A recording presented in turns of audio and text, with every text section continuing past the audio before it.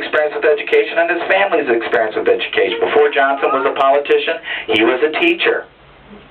Taught down there in the town of Cotulla, 40 miles north of the Mexican border, at a segregated school for young Mexican Americans. He also taught in Houston for a while, at a high school. And his parents are involved with education. His mother had something that was pretty unique for a woman to have at that time in the pioneering Texas days. She had a college degree, and she was an informal educator.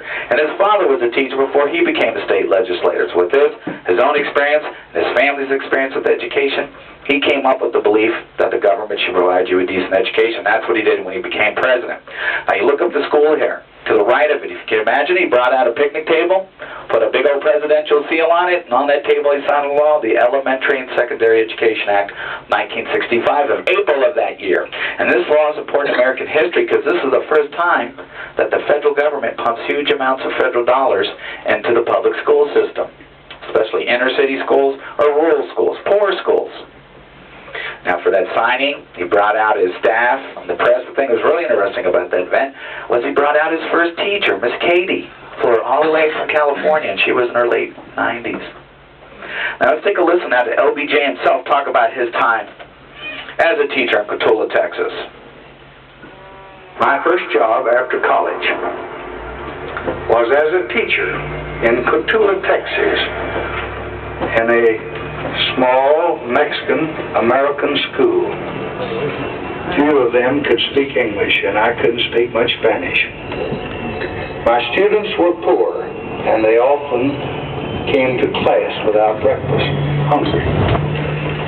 And they knew, even in their youth, the pain of prejudice. They never seemed to know why people disliked them. But they knew it was so, because I saw it in their eyes.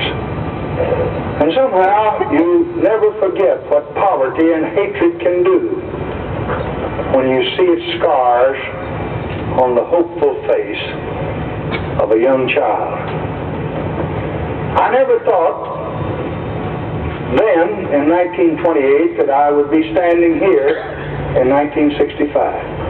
It never even occurred to me in my fondest dreams that I might have the chance to help the sons and daughters of those students and to help people like them all over this country. But now I do have that chance. And I'll let you in on a secret. I mean to use it. Now here we are at his grandfather's house, but in actuality